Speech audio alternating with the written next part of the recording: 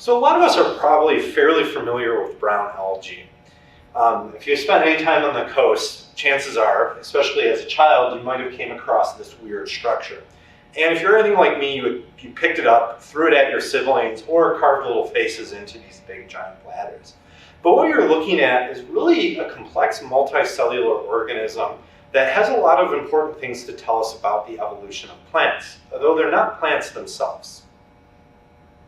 So if we take a look at our eukaryotic tree of life, we can kind of look at to see how things are arranged.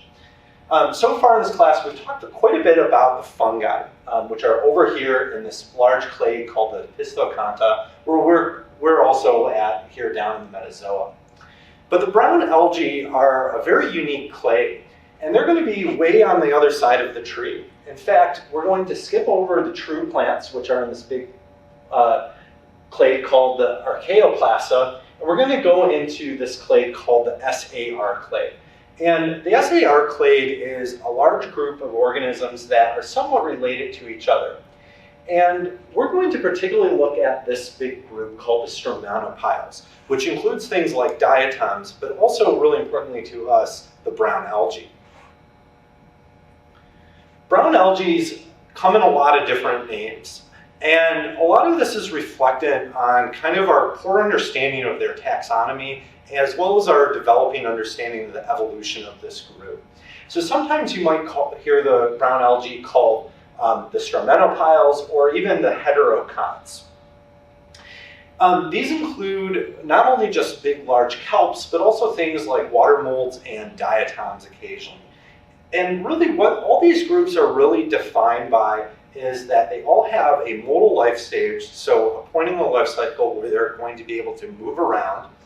And that life stage is going to contain an organism with two unequal flagella. That's where we get the name heteroconts from. These flagella are often found in just reproductive stage of many of these organisms only.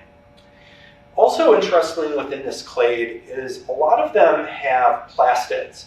And these plastids are photosynthetic. And they contain chlorophyll A and C, as well as a pigment called fucoxanthin, which gives them a brownish color. And this is why we call them brown algae. The other thing to consider about the brown algae in this clade is not all of them have plastids. And that's a little bit of an evolutionary mystery for us. We don't know whether or not the ancestor had plastids and they lost it, or the ones that have plastids are ones that have recently gained it. And generally we see these organisms in aquatic systems, particularly marine systems, and to a large extent as well in freshwater systems. The brown algae life cycle is very similar to a lot of the other life cycles we went into. In fact, the diatoms share this exact life cycle.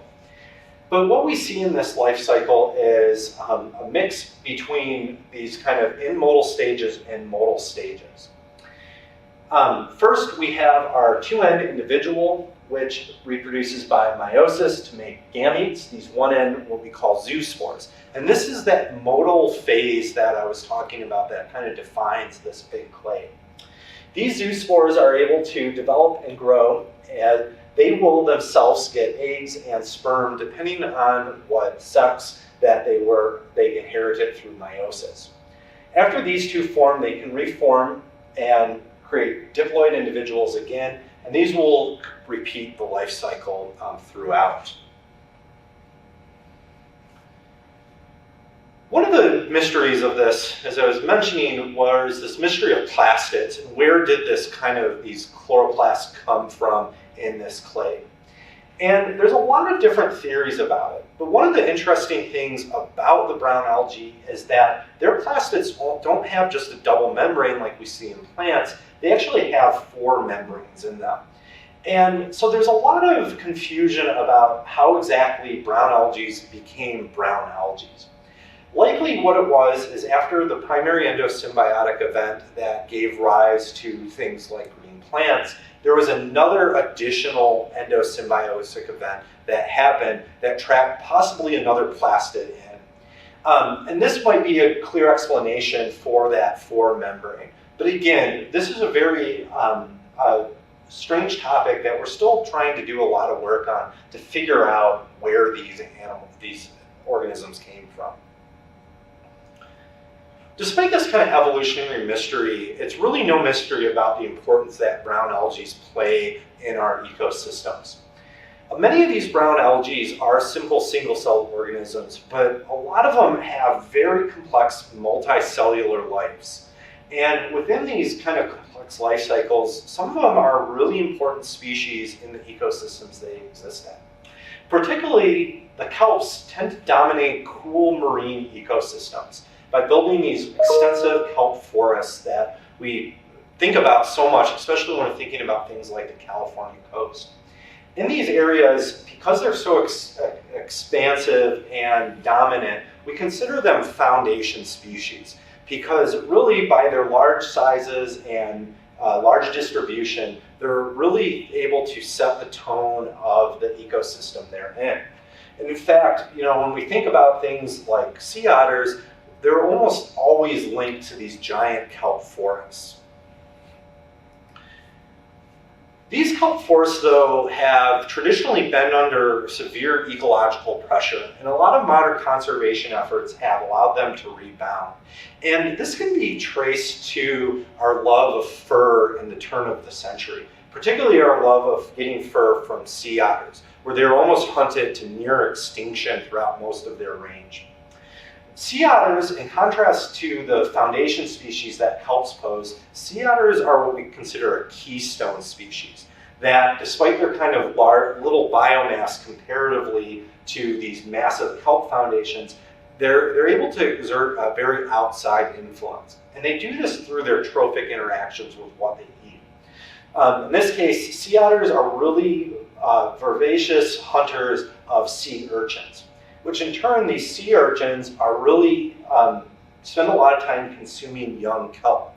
And without these sea otters, when they were on their way out because of overhunting, many of our kelp forests were completely overrun by urchins chewing through them.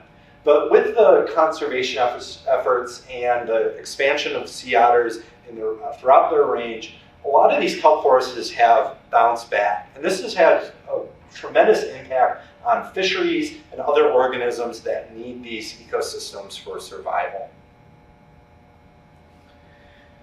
So in summary, brown algae is a group of eukarya within this large SAR clan. And so they're not true plants.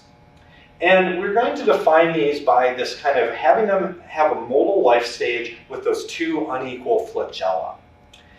As well as they do have plastids like true plants, but these plastids have a different type of pigments to them, which give them this brown-green kind of coloration to them.